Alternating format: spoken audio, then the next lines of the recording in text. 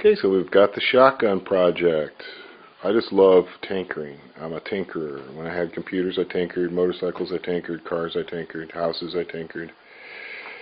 I'm glad I never had a boat because they cost a lot of money to tinker with. But I love the design of the 870. I know there's a lot of probably Mossberg aficionados out there, and there's always going to be a better gun. Everybody's always said, oh, this is a better gun.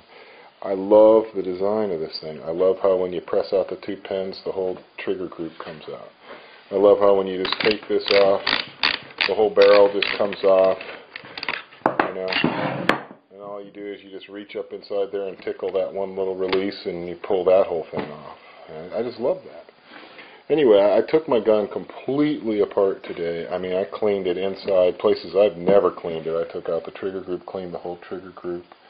I even took my diamond honed out and I honed the hammer strap where the breech goes, where the breech bolt goes back and forth across it. Smoothed that out. I didn't do anything to the trigger. The trigger is beautiful. I love the trigger on this gun. And of course the stock. I like the stock I made. I'm still messing with it. But what we've got here, this is a wonderful thing. Well, last birthday, my family got me this little Dremel kit. Well, I don't use a Dremel very often, so it's still there, which is awesome. And I've got a clamp in there. I've got, hey, look at that. It looks like a magazine tube spring. What could that be for? Hey, it's for a Sage, whatchamacallit. Here it is. This is what they came up with. It's extremely cheap. Let's just put it there. It's the cheapest, nice, decent looking one that I could find. Now this is made for the old style that had a ball detent. Well, can't really see it because it's hidden under the force back here. Let me do something here. Okay. Anyway, the old style used to have a ball detent on here, right in there, and that's what the cap is. Now the new style has the ridges on the inside, and it goes against this follower, this little magazine tube keeper here. What you do is you just put your finger in there and you twist the bastard if you get lucky enough to get it to do that. It's not that hard. I just can't do it one-handed. Anyway, there's a dimple on either side, just like that. And this thing has a slot that goes all the way through here, so you have to push it in, rotate it, pop it out. Spring comes out, follower comes out. Then you've got to get in there with the Dremel on the inside of the tube. I'm going to show you all this. I'm just talking about it now. Take it out. You have to remove that dimple so that the follower will slide back and forth freely. A little puck. And I just wanted to see how this was going to look. I just wanted to get an idea. You know, if this was going to look ridiculous. Before I bothered, you don't want to start chopping the whole damn thing apart and then find out, oh, that's not going to work. So first of all, I wanted to see how the length, the length is going to be sweet. So what I think looks really weird is if somebody puts a magazine extension tube on and the bastard is, longer than the barrel. That just doesn't look right. I specifically cut this barrel off of a ribbed one and stopped it at a rib, and I knew I was 18 3/4 or something. So if you were right at 18, man, these two would be flush. That would be okay, I guess. But I like that stepped look, and I think that's going to make the whole gun look really nice. It comes with a really ugly clamp. This is very mil-spec, phosphate mil-spec clamp. And I was a little concerned about the thing. First of all, I got the vent rib, and I really don't want this thing sticking up over the vent rib. I think this makes no sense. And you got the big tube and the small tube, so, okay, I guess it goes this way. Maybe I'm being a retard. Okay, so it goes this way. But that still kind of looks, God, that looks ugly, doesn't it? A little nut on the side. This is what came with it. So just in case I thought this was going to be too hideous to deal with, which I think it is, actually. Yeah, I'm going to scratch the crap out of the barrel. I just think it's really nice and sturdy and everything. It just looks kind of hideous. So I'll show you this plastic one in a second here. You know, ATI is like all over the aftermarket shotgun things. Sort of like Bits Power for PC cooling. You know, it's like they make so much stuff, and some of it gets really poor reviews. But this is basically what the thing is supposed to look like. So I'm going to assemble this piece of plastic here, and I hope it's strong enough, and put it on there and see how it looks. I think it's going to look better, first of all, because it's black, and this is not black. Second, because it's not going to scratch the gun, and this will scratch the gun. So, we'll just see how it looks. Good, does it look okay? What do you guys think? Does it make my ass look big? Makes my wallet look small, because it's made out of plastic instead of CNC'd aluminum. Instead of 6061, it's made out of Chinkachalu. So, I like it because it doesn't scratch anything. And I like it because it's black and it's shiny. And let's just see the overall look of it. I think that makes the gun look more balanced, you know, the longer magazine tube. Just a neat looking gun. I almost want a 20-inch barrel so I can put like one more shell in. That would be cool. But I kind of like this barrel. I like the fact that I cut it down and that it shoots perfectly straight and beautiful, and that it's legal, and that it's just, you know, something it's just like everything else. I just love tinkering, so that's my chopped off barrel. I want to keep it. I might get a 20-inch cantilevered scope model sometime with the rifling, just to see if the rifling improves anything. The only thing, this is not near as nice. You can see how nice that looks. It's a nice looking cap. This is not near as nice, but it's not bad. It's not terrible. And you know, as you can see, you know, this is how that almost matches that, doesn't it? This is just how it's worn over the years. I've had the thing for years, shot thousands of rounds through it. So now I'm going to get on to the dremeling. Now once you do this, you can't go back, so you got to be happy. You got to say, okay, this is what I want. I want to put a magazine extension on my shotgun, because afterwards you're screwed. You won't be able to you know, put the old parts back in, make them stay. All right, let's go for it. This thing has a little slot on the end, so if you can't get it with your finger or whatever, it just comes out like that. That's all there is to it. A little power plug should pop out eventually. Alright. And it's also got to be rotated a certain way to come out. Okay, and you reuse that. And this part here, so I'll make sure all this is still good and in frame. I'm going to hold it up so I can see it and you can see it. I'm going to try and get that little lug there. My Dremel tool, which I never ever use. I think I'm going to roll it this way. Let's see how that works for you guys. Can you see good? Okay, yeah, because I got to see good too. Let's see what happens.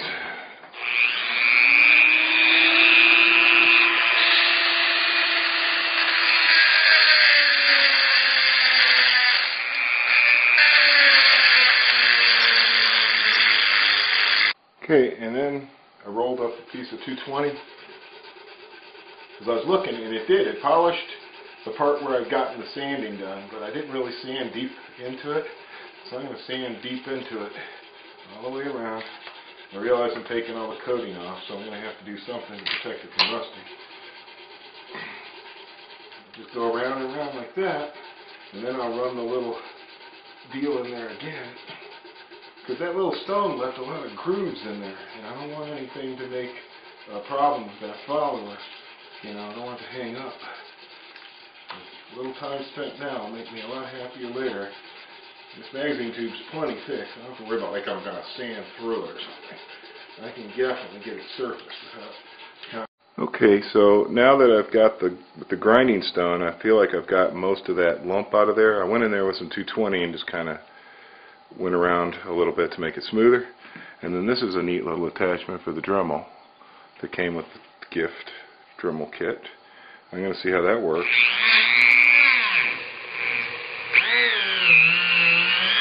Oh, now we're talking. See, that fits super tight. It's like a hone. Polish that baby up now. Ooh, it's getting hot in there now. Okay, there's probably enough of that. Oh yeah, I'm not going to stick my finger in there. That would be a mistake. But that is really shiny now. So I think I might be able to test it again. Alright, so all the tedious stuff out of the way. Putting the spring in was way too much fun.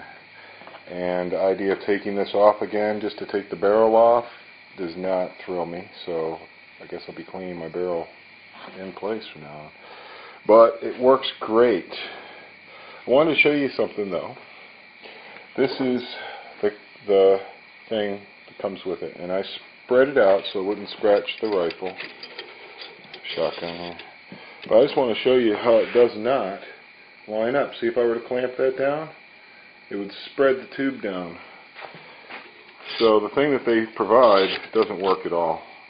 It's for a gun that's further apart, probably like a Winchester. This is the ATI. I'm going to show you how it fits. If I can fiddle it on there. Doesn't look terrible, okay, from the side or whatever. Let's tighten it down a little bit. But again, if you look at it this way, look at that big gap on the bottom. It doesn't fit right either. I'll hold it up in the light a little better so you can see. See? Look at that. It doesn't fit. And if I shape it, I just end up with a big frickin' piece of crap over there. So that's useless for what it's intended for. But the good news is, I even have another one. This is a Tac Star. It also doesn't fit. This is not round. It pinches the barrel here and here. But the spacing is correct. I can show you, I guess. Why not? What the heck? So this is the Tac Star. See how it touches the barrel in two places? But it touches this all the way around. It's beautiful. Fits that perfect. This, not so good. But what this could be useful for, since it fits so very nice, is this could easily hold a flashlight. So all these things aren't too bad. This is $10 shipped. Wasted money. It's junk. So don't buy ATI shotgun clamps from Remington 870s. They don't fit. But this thing is so incredibly strong. Look, I'll show you. There's no way you can deflect it. I'm pushing as hard as I can. This is steel. It's not aluminum or plastic. I've seen plastic ones on eBay for $35. I've seen aluminum ones for $40, $50, $60. Look at this thing. It is ridiculous. Okay, I'm going to set the camera up on a tripod and show you how it loads and cycles. Alright. Yeah, after I sanded it and honed it and buffed it and everything, then I waxed it. So the raw metal is at least protected with wax. So hopefully rust won't be a big issue. But this will now fit 6, which is a big improvement over 4. It loads real smooth. It's not like it feels any kind of gap or anything, or there's any kind of section. It just takes them. That should be 6. And then you can't get maybe this much shell in. So it's not like there's any way to trick a 7th shell in there.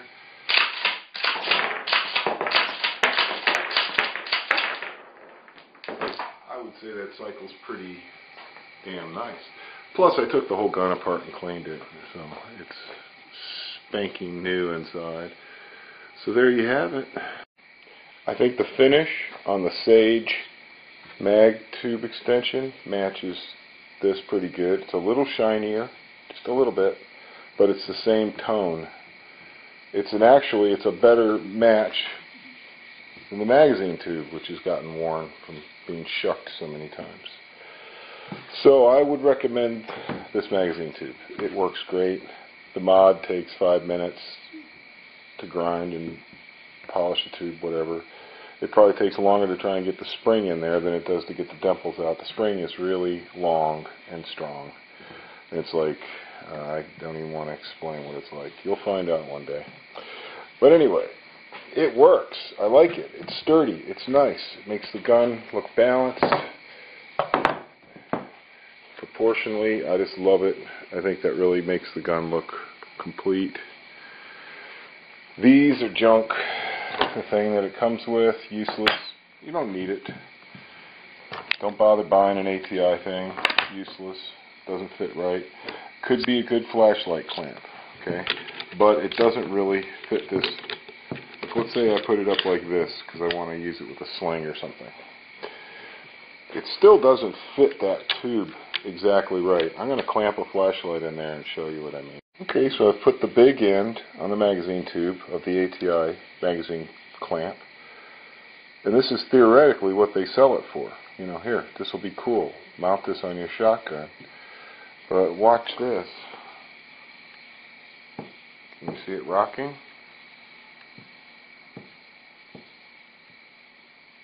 This whole thing moves around. Yeah, see it rocking back and forth? It's not the right size. The big end is not the right size for a magazine tube, which is what it is. It is sold as a magazine clamp. But they didn't get the size right. Which is frustrating. But this would be a pretty awesome combo. As you can see, you can imagine that's a very compact. This is a 150 lumen Phoenix E21, the Cree LED in it. It's blindingly bright. I mean, like, you won't be able to see anything if this was shining at you. And it's nice because it's so compact, you know. I like a compact light. I've got a C8 coming. It's got a great big head on it. I'm not sure how that's going to work out, but I wanted to get it anyway. 1300 lumens, they claim. You know, it sounds like such a bogus claim that I have to check it out and just really see what they're talking about. But the whole purpose of this would be, you know, here you are. You can easily control the light. You could turn the light on or just momentarily turn it on, take a shot, rack the gun again and do it again. And that was kind of the idea also of having the magazine tube on the rifle. Another reason for the mod is I wanted to mount a flashlight, and that's another reason I bought the ATI. I thought, well, if this looks like crap, I'll use this, and then maybe I'll use my tack star to mount a flashlight. And as you can see, this thing wiggles. And I've got it tight, really tight. I'm using a brass rod to tighten it because we're talking about a piece of plastic here, you know. I'm just tightening a piece of plastic. I don't know how much more I can tighten this before it just totally blows. You know, I don't want to bust the thing off right away. But even that tight, it still wiggles. Even at a dying strain, it wiggles. So I really don't like the ATI thing, even though it's kind of a cool idea because it won't scratch. It's plastic, it won't scratch. So what I may do is I may put some rubber pads on the inside of the ATI clamp because it fits the tiny body of the Phoenix perfectly. So if you have a small body flashlight like a Phoenix E21, it fits it really nice. It holds it really nice. It grips it really tight. It's perfect. It's a nice location for it. And you can trigger it. It's just a really badass setup. As a matter of fact, I'm going to go take a few shots outside just to see, just to annoy my wife, I guess, on her birthday.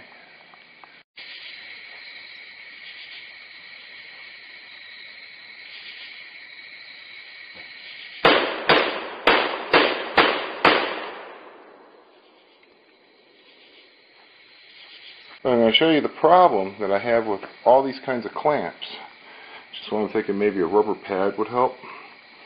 It's not slipping on the flashlight, it's gripping this gnarly stuff on. This slick finish here and the plastic, it's not working out. As you can see, I had the flashlight perfectly even. So we're talking just 7 loads, and we're talking target loads, not even buckshot. This thing slipped forward a ½ inch. It wouldn't take long for this thing to totally make its way to the end and fall off if you just kept shooting and shooting and shooting. Eventually this would just fall off. So the ATI clamp has potential, but it doesn't look bad. It grips the flashlight correctly. It's the wrong size for this barrel. It's wiggly, even though I've tightened it down to the point where I feel like the plastic's going to break. So you can see that's a very shiny, smooth surface, and you can see it's only touching the magazine barrel where the shiny points are. See the shiny lines? That's the only place it's touching it. It's not touching it here and here. It's not good.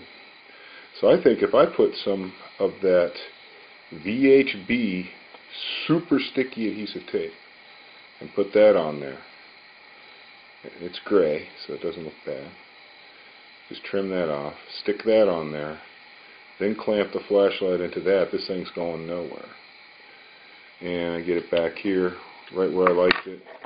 I thought that was so handy.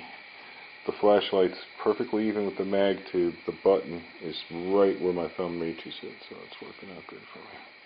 So overall, shotgun mods are coming along. I've got a bigger flashlight coming.